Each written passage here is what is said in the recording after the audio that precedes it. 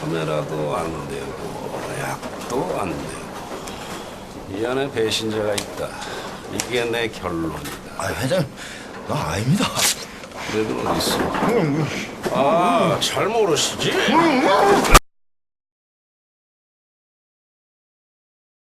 안녕하세요. 유럽에서 돌아온 방구석 축구 분석가 방구석 벵거입니다. 이번 시즌 아스날은 그동안의 이적 시장과는 달리 알찬 여름 이적 시장을 보냈기에 아스날 팬들의 기대감이 컸었는데요. 여기에 지난 시즌에 새롭게 부임한 에메리 감독은 시즌 막판의 부진을 제외하면 나름 성공적이었던 첫 시즌을 보냈기에 에메리 감독의 2년차엔 더 나아진 모습을 기대했던 아스날이었습니다. 하지만 이번 시즌 아스날은 처참한 경기력과 결과까지 좋지 못한 경기들을 계속 보여주고 있습니다. 과연 에메리 감독의 아스날은 무엇이 문제인지 이 영상에서 파헤쳐 보겠습니다.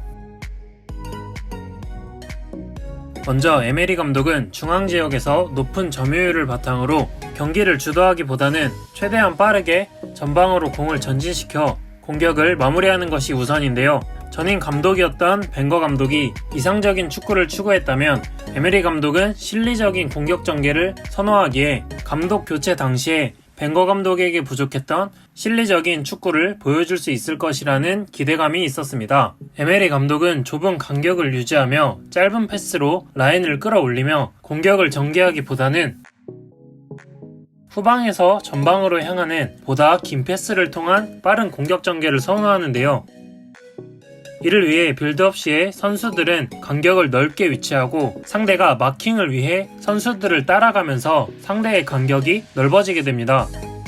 그래서 패스가 성공하면 상대의 넓어진 간격으로 생긴 공간이 에메리의 팀에게 주어지게 되고 이 넓은 간격에서 속도를 살린 공격 전개가 에메리 공격 전술의 핵심이라고 할 수 있겠습니다.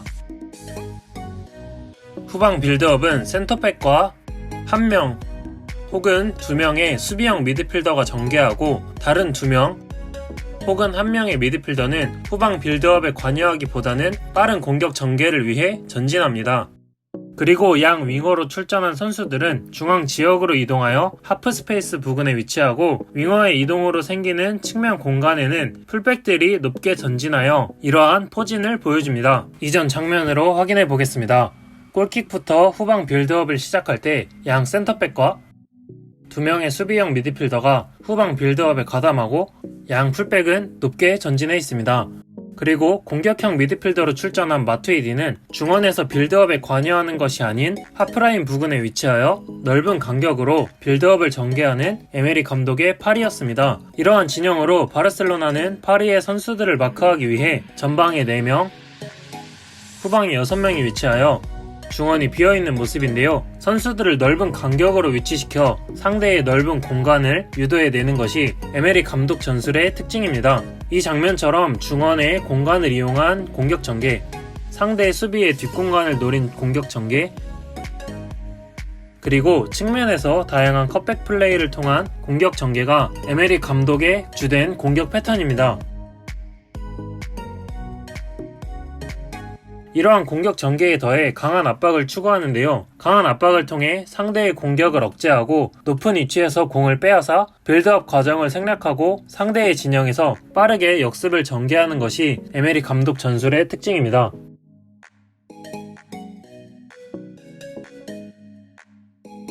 에메리 감독의 2년차를 맞이한 2019-20 시즌 경기력은 처참합니다. 강팀과 약팀을 가리지 않고 주도권을 내어주고 슈팅을 굉장히 많이 허용하는데요.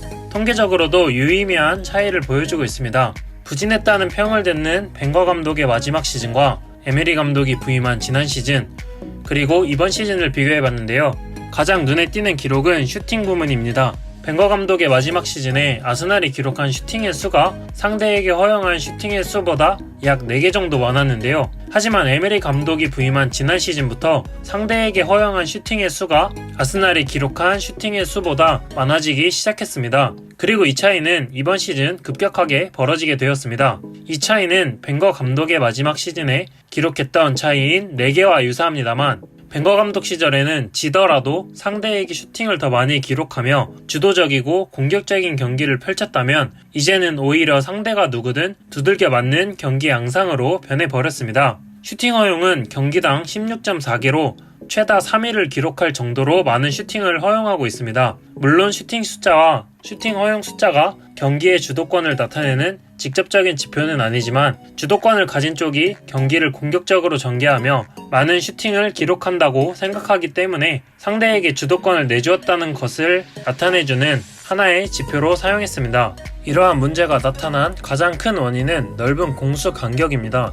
이 장면이 많은 것을 설명해주는 것 같은데요. 앞에서 에메리 감독의 공격 전술을 살펴봤듯이 빌드업을 전개하는 선수들, 이 경기에선 3백과 윌록을 제외하고는 빠른 공격 전개를 위해 모두 전진하여 중원이 비어 있습니다. 이처럼 넓은 공수 간격이 이번 시즌 좋지 못한 경기력의 대부분을 차지하고 있는데요. 이번 시즌의 빌드업 기본은 앞서 설명했던 전개와 다르지 않습니다. 후방 빌드업부터 공격을 시작하고 선수들은 넓게 위치하며 보다 긴 패스를 통한 공격 전개를 시도합니다.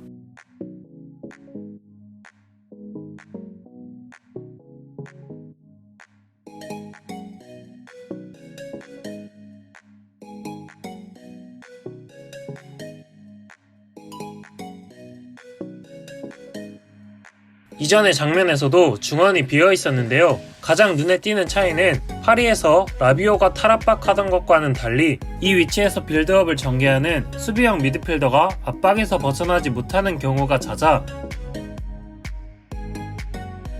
결국 빌드업을 시작하는 센터백의 선택지는 측면 풀백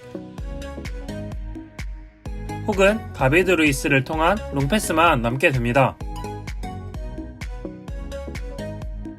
하지만 풀백으로 패스가 전개될 때 중앙에서의 가담이 적어 측면에 고립되어 백패스 횟수가 늘어나고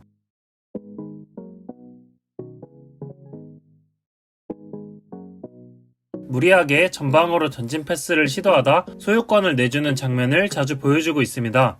여기에 상대의 압박이 들어오면 압박을 풀어내지 못하고 후방과 측면에 갇히게 됩니다. 이 압박을 벗어나지 못하고 소유권을 빼앗기게 되면 후방에 남은 적은 수의 선수들만이 위협적인 지역에서 상대의 역습을 맞이하기 때문에 상대의 공격을 효과적으로 저지하지 못하고 중앙 공간을 내어주면서 슈팅을 많이 허용하게 되는데요.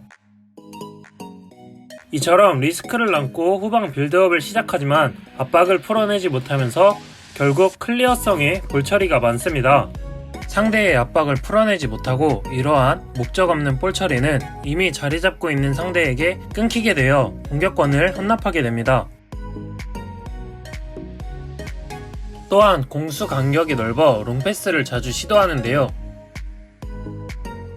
롱패스를 통한 공격 전개는 짧은 패스를 통해 공격 전개를 하는 것보다 성공 확률이 낮을 뿐만 아니라 이미 자리 잡고 있는 상대에게 끊기고 경합이 붙더라도 전방에 위치한 선수들이 제공권의 우위를 갖지 못하기에 상대가 공중볼을 따내게 됩니다. 여기에 선수 간격이 넓어 세컨볼은 대부분 상대에게 돌아가게 됩니다. 후방에서 전개하는 롱패스는 전방의 선수들만 빠르게 전진하게 만들고 후방의 선수들의 전진이 늦어져 중원의 공간이 넓어지면서 세컨볼의 우위를 점하지 못하고 상대에게 헌납하게 되는데요. 이때 공을 잡은 상대는 더 넓어진 아스날의 공격진과 미드필더진 사이 넓은 공간으로 편하게 전진하며 공격을 전개하는 장면이 많은데요. 이러한 패턴이 반복되어 상대에게 공격권을 내주고 이 공격을 효과적으로 저지하지 못하며 상대에게 주도권을 내어주고 있습니다.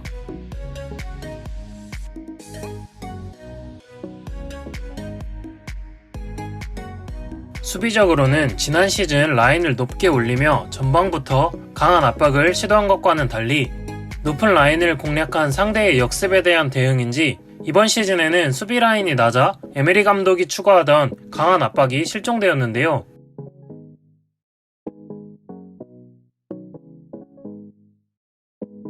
허리가 끊어진 것과 같은 넓은 간격을 기반으로 한 운영을 보여주던 에메리 감독의 전술에 더해 낮은 수비 라인이 넓은 공간을 하나 더 만들면서 상대의 공격 상황에 중원에서의 1차적인 압박과 저지가 약하고 수비와 미드필더진의 간격까지 벌어지면서 상대가 중앙지역에서 아스날의 수비 진영까지 큰 제약 없이 도달하게 됩니다. 추가적으로 수비 라인은 낮은데 전방의 선수들은 높은 지역에서 압박을 시도하면서 중원 공간이 더더욱 넓어져 상대가 이 압박을 벗어나면 아스날의 수비진과 미드필더진 사이에서 별다른 압박 없이 공격을 전개할 수 있게 됩니다.